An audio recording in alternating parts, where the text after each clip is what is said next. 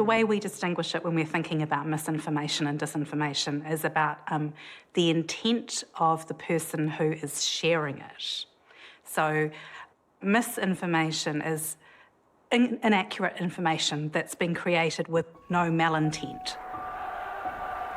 Disinformation is a Cold War term from propaganda studies and from understanding calculated campaigns to create information that's incorrect and have it dispersed. I'd like now to bring Arthur Grimes into the conversation. Arthur's been covering Auckland's land supply and housing issues for decades, Arthur, and has certainly done an enormous amount of research into this. Arthur, could you give us an outline of what you think the issues are and what are some of the things that could be done or should be done? Yeah, okay, thanks, Bernard. So let's, we're starting off from a situation now where the median house price in Auckland is somewhere around $1 million. 5 years ago, it was somewhere around $600,000. And when I was talking to politicians 5 years ago, they were all saying house prices are too high, we don't want them to go up any further. And if I'd said, what do you really want to happen? They say they should level out about now or maybe just gradually trickle down. So if all the politicians 5 years ago were saying 600,000 median house price is high on the high side and it shouldn't go up any further, I think we should set ourselves a target now of looking for a collapse in house prices of at least 40% in Auckland. Okay, and that should be a political approach where central government and local government politicians should be out there saying we're trying to have policies in place that will collapse house prices in Auckland by at least 40%, because that will only take them back to a level where they were too high already 5 years ago. Okay? Was there anyone asleep before now? They're not asleep now. So, and when I've put this to politicians, they're not too keen on it. But anyway, that's why I'm not a politician. Nor am I a central banker anymore, thank God. But it's, but I think that realistically we had to do that, right? Because even at $600,000, prices were too high for many people to be able to afford a house in Auckland. How do we then go about trying to achieve that? Well, I remember 40 years ago, my father was teaching in Freeman's Bay. It was a slum, and it was starting to be intensified, and so we could intensify slums. That was okay. We need to intensify elsewhere in Auckland as well. Okay, I don't think there's any doubt. It doesn't matter whether it's Freeman's Bay, Parnell, Remuera, Kohimarama, or wherever, Ellerslie, or the types of places that Helen was just talking about. We certainly need to intensify. I grew up part of my childhood, my teenage years in Kohimarama on Tamaki Drive. I can't understand why that whole area from Orake to St Heliers is not like the Gold Coast. Basically, in my experience, of other cities and things, you would expect anywhere with those sorts of beaches close to Auckland would be line-to-line skyscrapers all the way along there. And that's the kind of Auckland that I think that I would expect, and I think young people would expect. The old people won't. And I'm sort of in between. My mother only lived there until a couple of years ago. And clearly that population there didn't want that. But they're the old population. We've got to think about the next population. We've got to think about Carlos's generation, not mine or my mother's. New Zealand used to be deadly dull and boring when it had 2.5 million, 3 million people. I remember those days. When Paul and I grew up and Oscar was hiding from the immigration authorities. It was just and a the shops dull. closed on Sunday. And they closed it. It was just a deadly dull place. New Zealand is now alive. Got to get a coffee. It's got no food halls. It's got Chinese restaurants, terrible. Thai restaurants. It's such a lively place now, much more lively, and it could be much more lively. And it only gets better. I mean, it was really hard in the 70s, I'll admit that. Yeah. But it's become better and better, no matter what the challenges that we've been thrown at us. We find a way. So when it comes down to it, the prices are essentially, I'm an economist, it's just a straight demand and supply equation. We've got extra demand in Auckland. Is that a bad thing? No, I think it's a fantastic thing. Auckland's a small city, right? It's the 5th largest city in Australasia. It's quite a small place, it's a bit like Adelaide, not very significant, but it's going to be, people want to come here. It's going to become more significant over time. We may even be able to rival Perth one day. And, so we've got to stop this idea that Auckland's large, okay? It's a very small sort of local place. But so it's not a demand problem, it's a supply problem. We need to just flood the market with extra houses, extra apartments of all types, to bring these prices back down by at least 40% so that people of the next generation can afford them. Now, one of the things I've done a lot of work on is the issue of not just intensification, but whether Auckland should go out or not. Auckland doesn't actually have that large an area. It's a myth that Auckland is a particularly sprawling city. Portland, for instance, has lower density than Auckland does, and Portland's often held up as a sort of a magnet.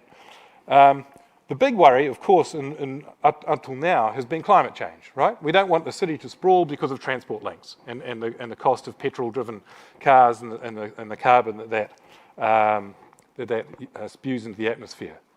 But again, we've got to think about the next generation. And the next generation is going to be driving electric cars, probably autonomous vehicles. The argument against sprawl based on climate change is completely gone away. Because people won't be driving internal combustion engine cars in 20 years' time. That means that whole argument of people driving and putting carbon into the atmosphere when we're planning now for 20, 50, 100 years ahead is a spurious one. We no longer have to think that way. Okay, we just got to make sure that the infrastructure for the electric cars goes ahead, and with the climate change problem goes away. The other problem that people raise is that somehow that farmland is worth something. It's not.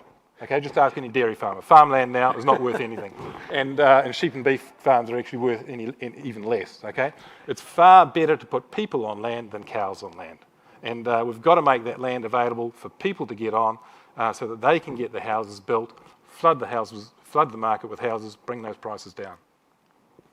Arthur, thank you very much. And you've left us with lots of things to chew on, which we will in the next hour or so. But first I'd like to hear from Carlos, who's from Generation Zero, to get a perspective from the generation who'll be around here in 50, 60 years' time.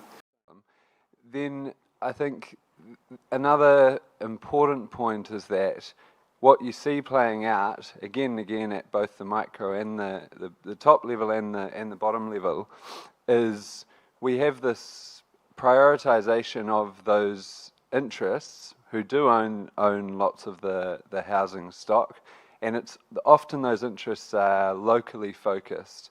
They're not so focused on the wider community needs or indeed the needs of future generations, but those interests are pretty often well-resourced, quite well-organised, and very participatory in the conversation.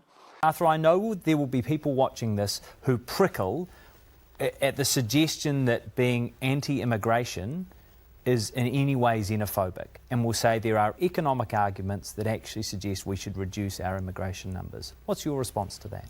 No, my response is that anti-immigration is being xenophobic. Most of the people who are strongly anti-immigration are xenophobic. So you get this kind of you're on the back foot if you're in the younger generation or you're in the future generation right from the word go.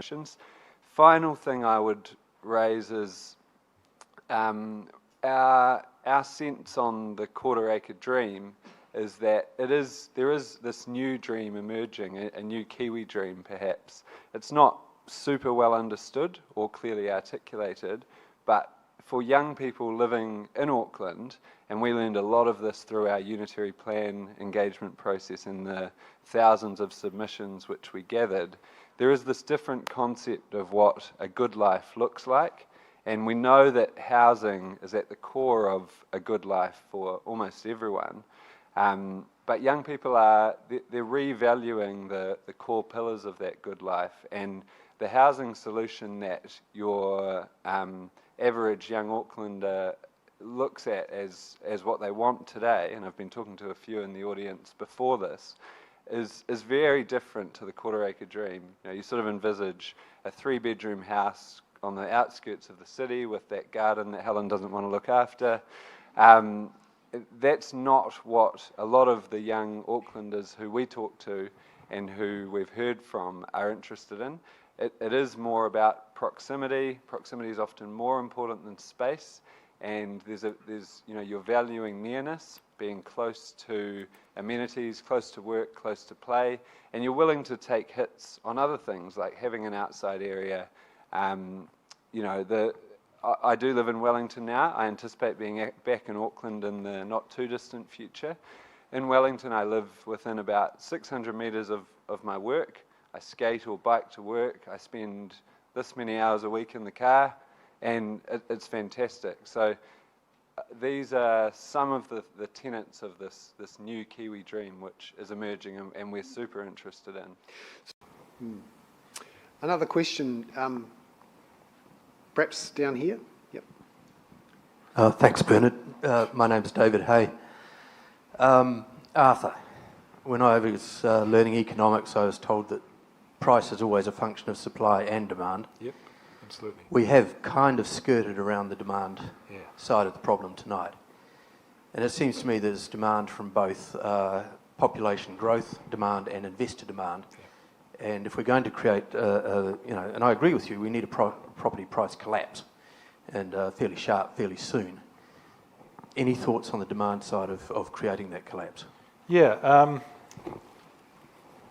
the reason why, demand is increasing in Auckland because the population is increasing, basically. And that could be met by people owning their own houses. It could be met by people buying houses to rent out. Some people call those speculators. I think it's a pejorative term. But in the end, those people will only buy those houses to rent out if the population is increasing. Otherwise, there wouldn't be much of a reason to buy them, right? So the underlying thought is that, okay, Auckland's increasing in population. Why is Auckland increasing in population? Well, everyone here knows that Auckland's a fantastic city, right? It's a great place to live.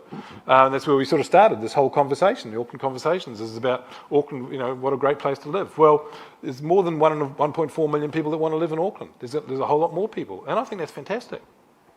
We've got this tiny little country of 4.5 million people with this one small city called Auckland and the rest are towns. I mean, Auckland is a small city, and it's really when you come back from overseas and you come back to this small city, and you think, God, it's small. It's and yet the sort of parochialism of this place is extraordinary. It's a sort of small town in mentality. We still think, Aucklanders still think of it that they'd like it to be a country village, but it's actually a small city. 1.4 million is a small city. People want to live here, and why not have a big city in New Zealand? Why not at least have one medium-sized city, sort of 2 to 4 million people? That's still just medium-sized. There's probably 100 cities in China bigger than that. It's sort of. So let's get round this problem of if you want to live in a rural place, go and live in, sort of Rotorua or somewhere else, Gisborne. If you want to live in an urban place, let's have one urban place in New Zealand, and that's called Auckland.